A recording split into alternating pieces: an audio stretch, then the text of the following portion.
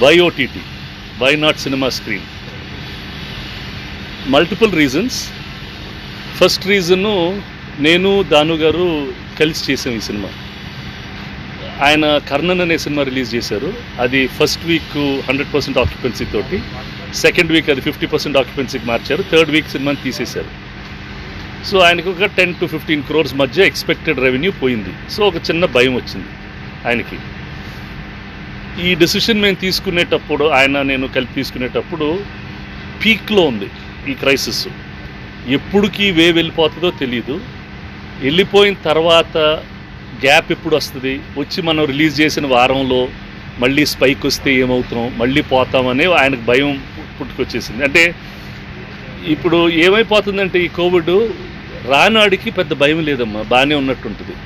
ఎవరికైనా వచ్చిన వాళ్ళు, వాళ్ళ ఫ్యామిలీ మెంబర్స్ కానీ రిలేటివ్స్ కానీ ఎవరైనా వస్తే వాళ్ళ రియాక్షన్సే వేరైపోతుంది. ఇవాళ పొద్దున్న నాకు ఒక అతను ఫోన్ చేశాడు, సార్ మీ ఆఫీస్లో ఒక అతని వల్ల నేను ఇలా సఫర్ అయిపోతున్నాను సార్ అని. మావాడు ఏం చేశాడు అన్నాను. అతను నన్ను శబరిమలకి రమ్మన్నాడు సార్, నేను అతనితో పాటు శబరిమలకి వెళ్ళానండి. అతనికి కోవిడ్ వచ్చిందండి, నాకు కోవిడ్ వచ్చిందండి, మా ఫ్యామిలీ అందరూ కోవిడ్ వచ్చిందండి, నేను హాస్పిటలైజ్ అయిపోయానండి, నా వ్యాపారం నాశనం అయిపోయింది. అంటే ఫ్రమ్ ఒక ఫ్రెండ్తో, మీరిద్దరు ఇంతకుముందు తెలిసి బాగా ఫ్రెండ్స్ అండి మేమిద్దరు. ఇద్దరు ఫ్రెండ్స్ కలిపి ఒక గుడికి వెళ్తే, నువ్వెందుకు డౌట్ వస్తే నువ్వెందుకు మానేయలేదంటే, దేవుడు కదండి అందుకని మానేయలేదండి అన్నాడు.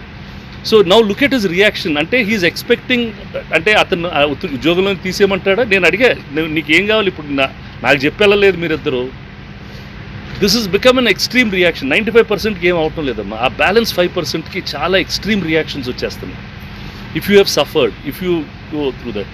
సో ఆ డెసిషన్ ఆయన తీసుకుని, ఆయన మళ్ళీ మాటలలో, సార్ మీరు మీ ఫ్యామిలీని సినిమా థియేటర్కి పంపిస్తారన్నారు. నేను పంపించినమ్మా. మన ఫ్యామిలీస్ని థియేటర్కి పంపించినప్పుడు మన ఊళ్ళో వాళ్ళ ఫ్యామిలీలు అందరిని అడిగి రండి మా సినిమాకి ఎలా అని అడుగుతాం. Is again a question. ఇప్పుడు మన పిల్లల్ని స్కూల్కి పంపిస్తున్నామా? పంపించడం లేదు. ఎందుకు పంపించడం లేదు? ఒక భయం వల్ల. But you are doing a business where you have to invite others to come to see your this thing. So ఆ భయం కూడా ఉంది. ఈ సెకండ్ వేవ్ తర్వాత జనం వస్తారా రారా, ఎంత వస్తారు?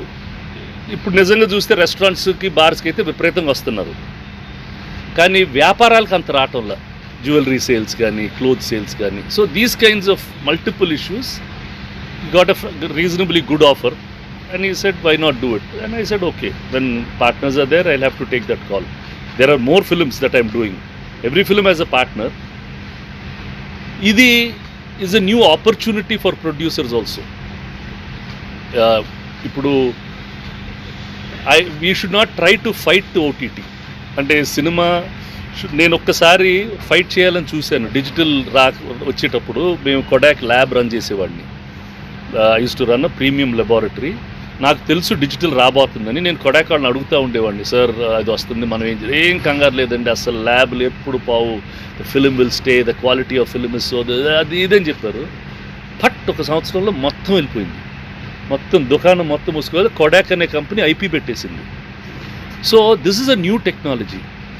నేనేంటి, I'm a content maker, I'm making content, my content will go to cinema theatres అని స్టార్ట్ చేసాం.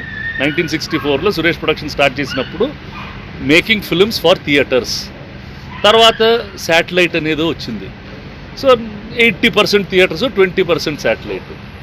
Then it slowly started Hindi dubbing, other dubbing in other languages. So you started breaking your main core market into multiple markets.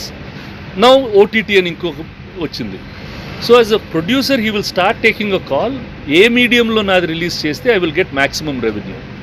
Cinema నిర్మాతకి ఏంటి ఫైనల్గా, I must make a film, I must నా team చేసిన art ఫామ్ని చాలామంది చూసి మెచ్చుకోవాలి, అప్పుడు ఒక satisfaction. Plus we must make financial benefit out of that. I must get an award or a reward. So in that thinking you don't try to మనం ఓటీటీని ఆపేయగలం అనేది బ్రహ్మ. ప్రాబబ్లీ కోవిడ్ రాకపోతే ఓటీటీ ఇంత పాపులర్ అయ్యేది కాదు. Maybe it would taken some more time for the popularity to happen. అన్ఫార్చునేట్గా ఇది వచ్చింది, అది మనకి సేవియర్గా కూడా అయిపోయింది. చాలా అంటే ఇండస్ట్రీలో మల్టిపుల్ సెక్టర్స్ ఉంటాయి. స్టూడియో సెక్టర్ వాళ్ళకి అడ్వాంటేజెస్ ఈ ఓటీటీలు రావటం వల్ల. ఎందుకంటే ఎక్కువగా వెబ్ సిరీస్లు తీస్తారు, ఎక్కువ డబ్బింగ్లు జరుగుతాయి, ఎక్కువ డిటిఎస్లు అన్నీ. Everything is good for the infrastructure, good for the workers who form the key part of the industry. Lot of work will happen అంటే ఇంతకుముందు చేసే 150 సినిమాలే కాకుండా టెలివిజన్లో సిరీసే కాకుండా so many web series, so many OTTs are there and they're all making content. So you have more opportunity for the workers, artists, technicians, వీళ్ళందరికీ better opportunities వస్తాయి. Probably నిర్మాతలకి advantage. Probably the most affected people will be the exhibitors. ఎందుకంటే they have another kind of platform. Exhibitorsకి నిజంగా central government, state governments they need to support them a lot today. అంటే ఒక business 15 నెలల్లో 12 నెలలు మూసేశారు. Property tax waiver కొన్ని రాష్ట్రాల్లో ఇస్తున్నారు, కొన్ని రాష్ట్రాల్లో ఇవ్వటం లేదు. They are not. ఇప్పుడు మినిమం పవర్ డిమాండ్ ఛార్జెస్ అది ఇవ్వచ్చు, మేము వాడిన పవర్ కూడా మేము బిల్లు కట్టాల్సి వస్తుంది. అదేదో ఒక సంవత్సరంలో ఒక నెల అట్లా అనుకుంటే 15 నెలలుగా we're paying that, we're not giving that back. సరే టికెట్ రేట్స్లో చిన్న సవరణలు అడిగాం, అది కూడా చేయటం లేదు. So they are not making our lives comfortable. And ఒక single screen exhibitor sits on prime real estate. అతను ఒక ప్యాషన్కి, ఏదో ఊర్లో గొప్పతనానికి వాటికి రన్ చేసుకున్నాడు తప్ప నిజంగా వ్యాపారం అయితే ఆ ప్లాట్ అమ్మేసేసి అక్కడ అపార్ట్మెంట్ కాంప్లెక్స్ లేకపోతే ఏదో కట్టుకుంటే ఇంకెక్కువ డబ్బులు వస్తాయి అతనికి. బికాస్ దే ఆర్ ఆల్, ఏ థియేటర్ అయినా ప్రైమ్ రోడ్స్లో ప్రైమ్ ప్రాపర్టీస్ ఉంటాయి. హీస్ లాస్ట్ ఈజ్ అంటే ఇంకా ఉంటున్నారు. మనం ఆల్రెడీ వీవ్ సీన్ దట్ 2000లో we had 3000 screens in Andhra Pradesh and Telangana. Now we only have 1750 screens and less than 1200 properties. అంటే ఆల్రెడీ మూతబడిపోయినాయి. టెలివిజన్ వల్లనో లేకపోతే ఏదో పైరసీల వల్లనో ఏదో లేకపోతే ఆడియన్స్కి ఇన్కన్వీనియంట్ అవ్వటం వల్లనో some reason or the other. So they are in a very very tricky stage.